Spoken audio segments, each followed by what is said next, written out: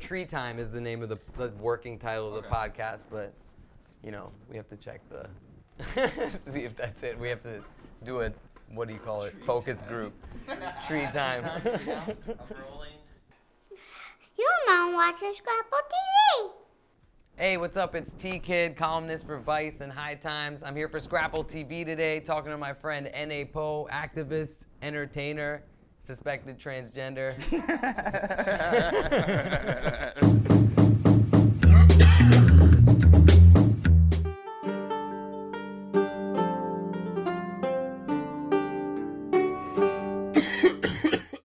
We had the luck of going to City Hall just now, you know, for a monumental event in Philadelphia and American history. Poe, what just happened? Well, we just decriminalized marijuana in Philadelphia under 30 grams, which is an ounce and then just like, I guess, a couple joints. But, you know, it's decriminalized finally, largest city in America to decriminalize marijuana. $100 if you get caught smoking a joint, $25 if you have less than an ounce on you. I mean, it's literally the first time that anything I've fucking done actually has worked. So I'm really excited. The activism game is not an easy game to win in. And today was a huge W to watch our mayor sign something that, you know, me and a bunch of my stoner friends came up with. So I think that it's a monumental day, and it was pretty exciting to be there, wasn't it not? I mean, you're yeah, it was amazing. It was an exciting thing for me, you know, as somebody who's been smoking weed in Philadelphia as freely as I can, you know, for a long time. To find out that there's actually far less danger now is amazing.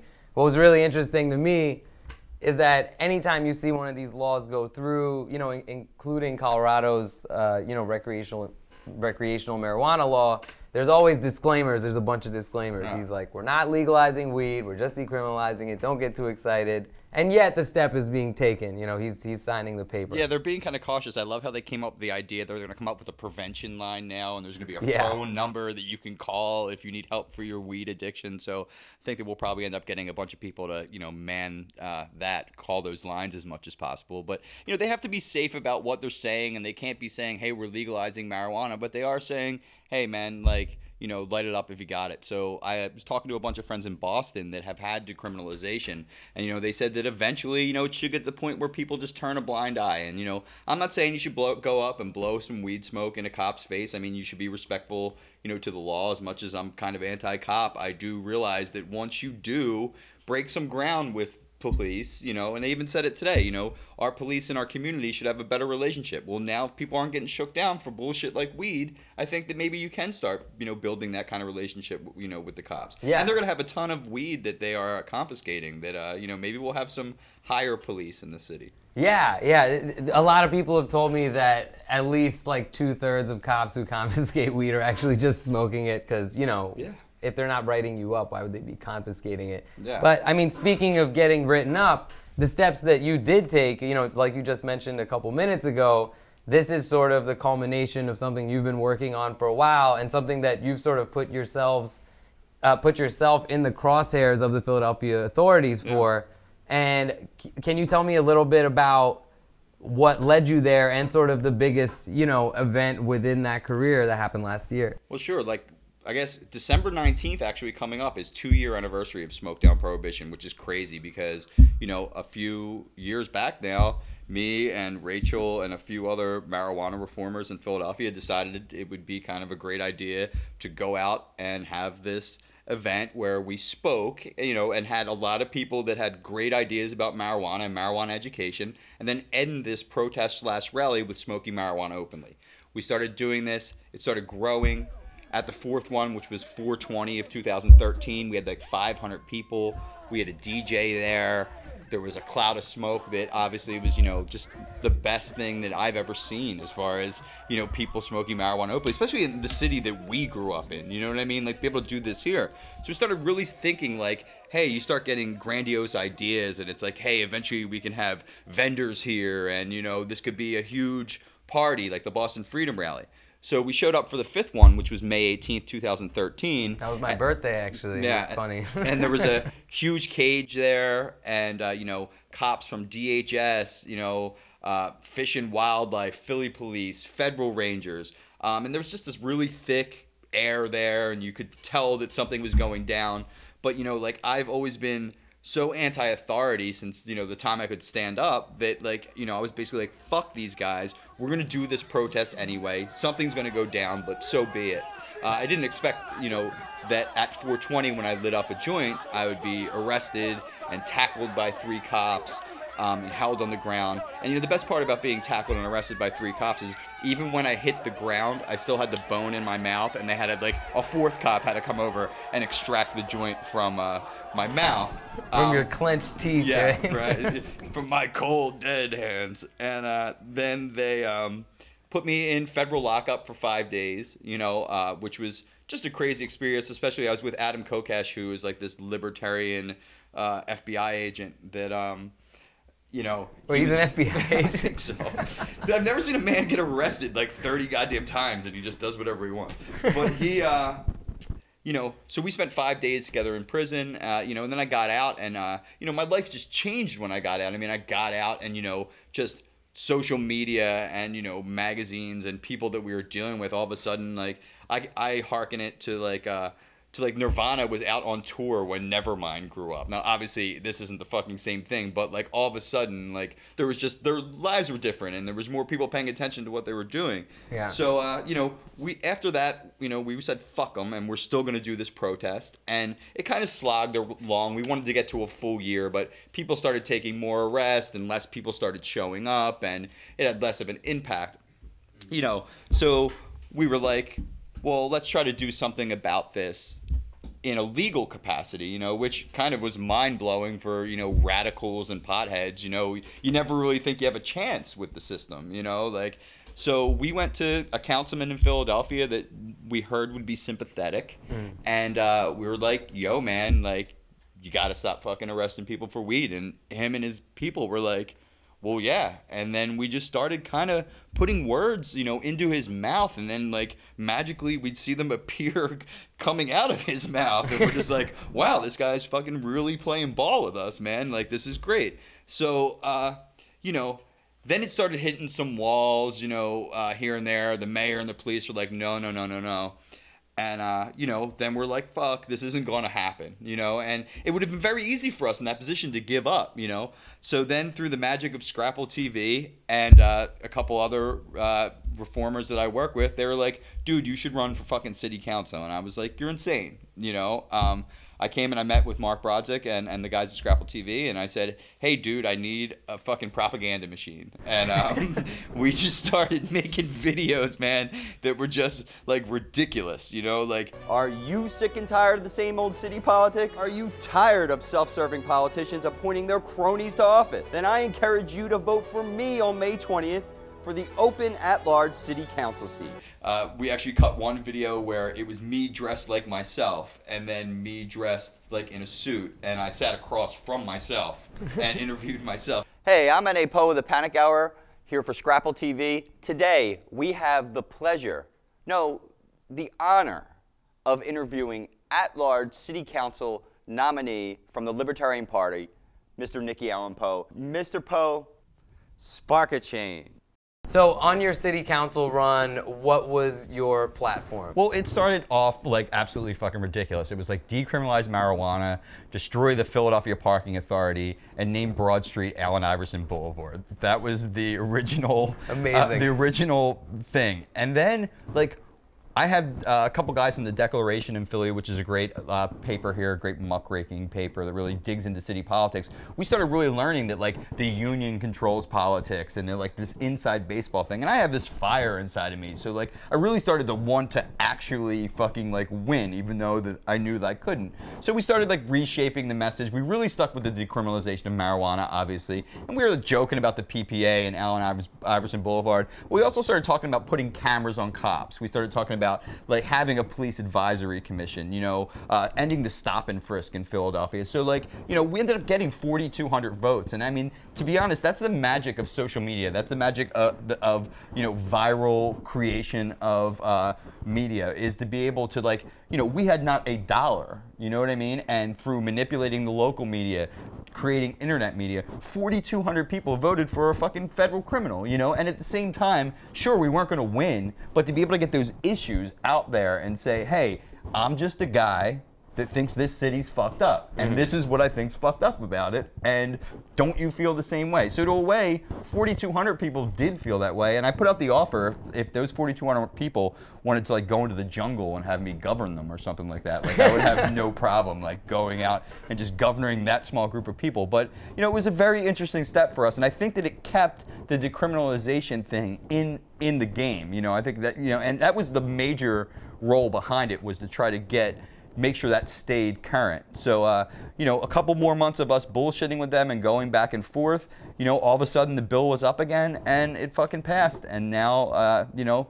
today it's signed into law. So, I mean, it's been quite a journey. You know, someone just asked me today, if you could do anything different, would you? Like, no, because the thing is, if I didn't get arrested in that fashion, and if I didn't find a way to kind of change that over to working in a political fashion, even in a jokey fashion, you know, I think that we wouldn't have made it this far. So, you know, it's like all this suffering of personally, you know, to be able to give a gift to the city of Philadelphia for 4,000 people not to get arrested for marijuana. Like, you know, you can't fucking take that away. And, you know, I'm not saying that it was just me. There's a lot of people that work, you know, very hard on this. But they always pushed me out there as the front man, as the puppet. Right. And I mean, in a lot of ways, so, you know, what you were doing was a federal protest on federal land. That's a really hard card to turn. I mean, you know, getting Philly to decriminalize is one thing. What you were doing is putting yourself really, you know, sort of at risk. And I mean, you know, that followed up by the city council campaign,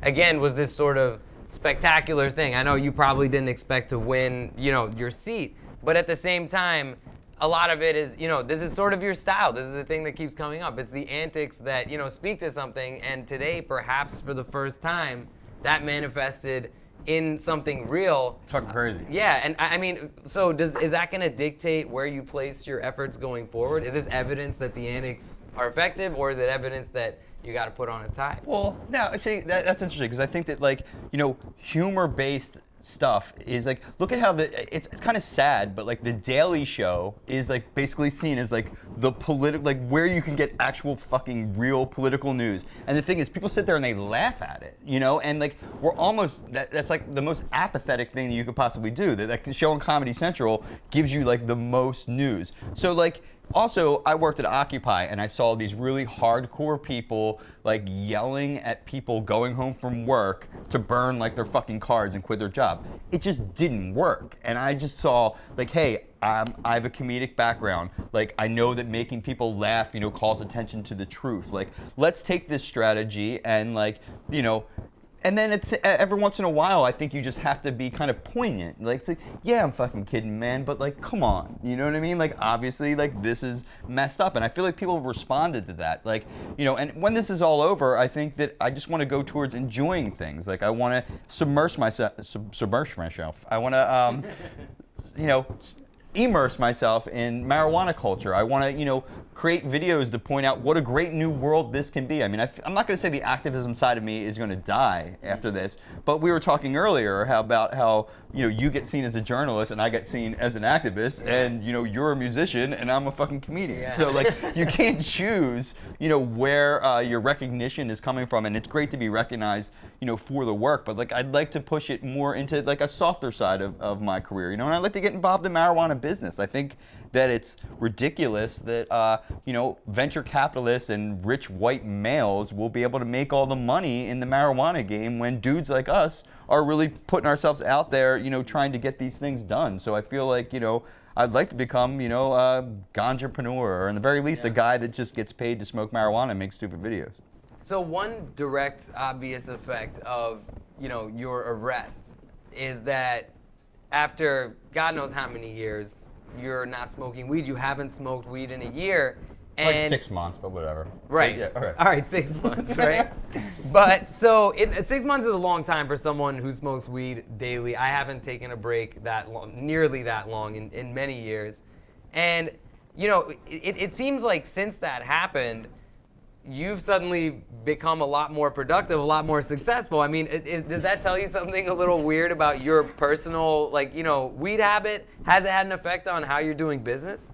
You know what? I don't know. That's funny that you say that, because I don't want to fit that cliche profile of saying that people that don't smoke weed people that smoke weed don't get things done. I mean, weed's always worked for me creatively in like getting ideas and kind of shaping them, and you know, and as far as implementation, maybe I was a little lax before, you know, but you know, I plan to spend about a month like in this fucking Snoop Doggian type haze, you know, and then go back to being more of a reward smoker, you know, like at the end of the day, watching some Netflix, or like if I'm brainstorming with people. But you know, I don't think marijuana affects motivation. I think that motivation in general has to do with your drive to succeed. Like, you know, we created Smoke Down Prohibition and made all those videos and did all that shit while I was blazing. I think that I also pushed myself a lot harder this year because I needed to fill my time, you know, like you didn't have that time not to smoke. So, I mean, I don't think that I'm gonna smoke marijuana and end up like fucking J.D. Salinger, like, you know, just like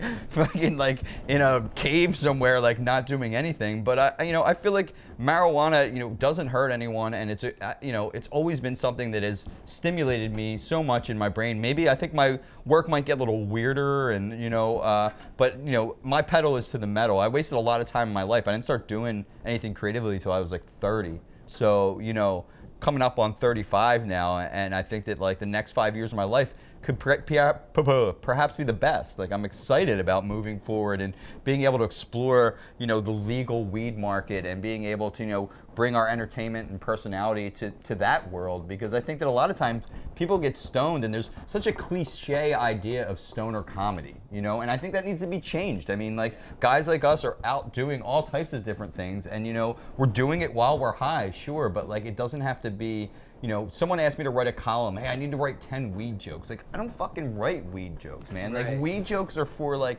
hack comics and for, you know, like just Cheech and Chong and shit like that. And I think that, you know, part of the responsibility of moving forward how the marijuana consumer is portrayed is by being people that are productive. It's like, yeah, dude, I smoke weed every day. Fucking Carl Sagan, that dude did all types of science shit. Yeah. You know?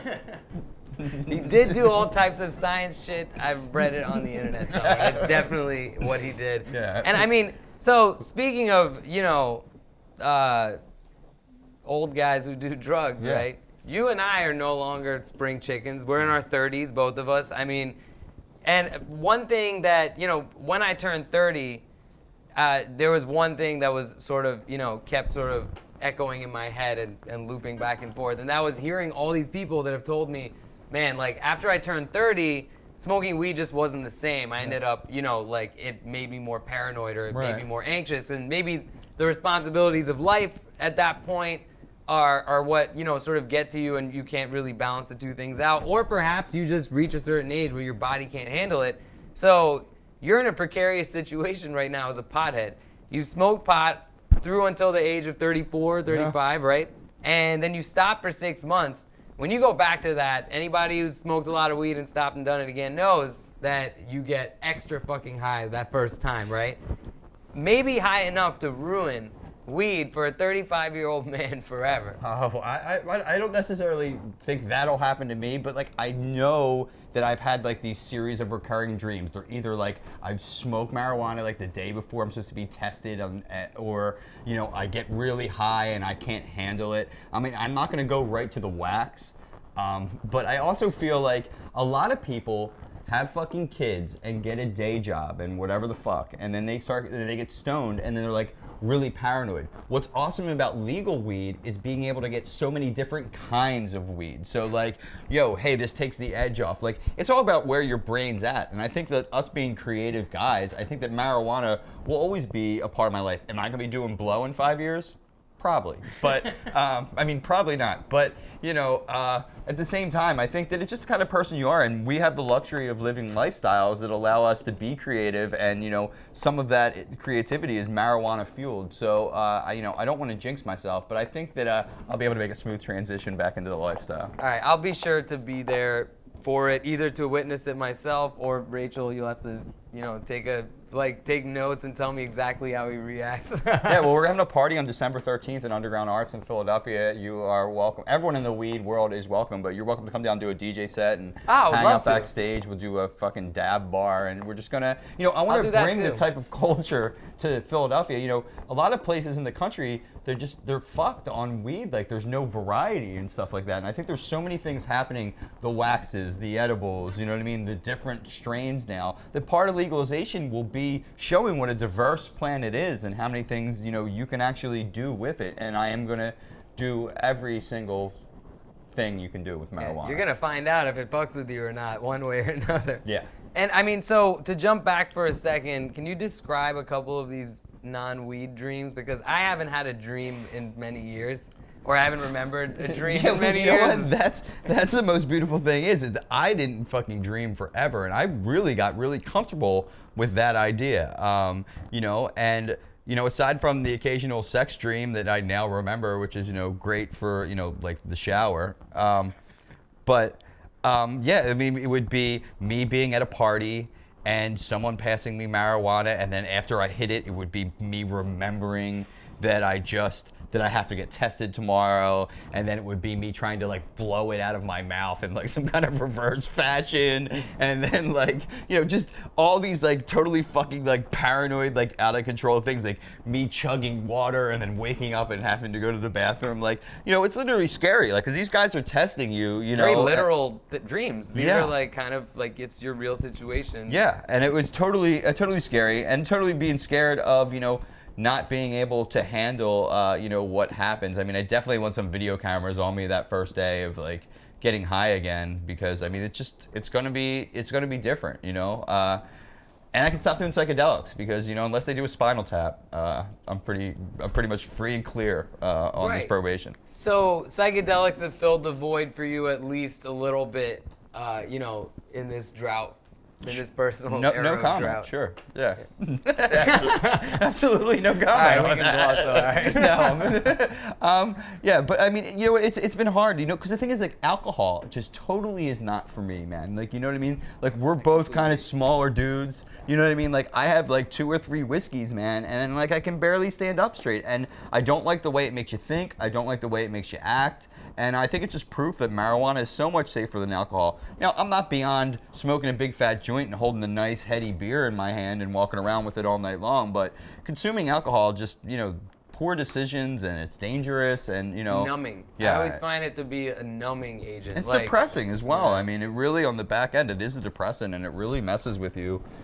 So just going back forward to looking forward going towards the weed lifestyle again. I mean, I'd like to think that people should be like throwing weed at me. Like, I'm really hoping that like I can do some kind of like just tour where like I go places and people throw joints at me and stuff. We're gonna do a roast of me when I get off of probation, which I'm really excited about, because a lot of people have really been busting my balls. There was a poll in Philadelphia to see when I was gonna break my probation, which I thought was fucking disrespectful. But what were the odds on that? Oh man, I mean, like, they were like 2 to 1, I think.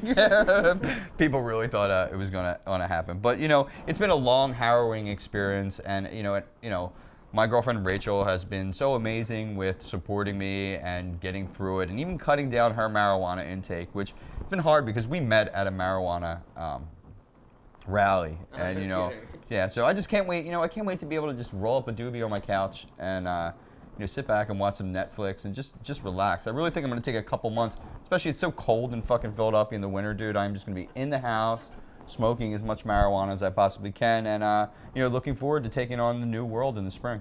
Fucking A, man. Holy shit. Yeah. Well, I'm gonna be there with you when it happens, when you finally take that first hit, and today was a big fucking day. Congratulations, It was. Thank you so much, and I'm glad we did it together.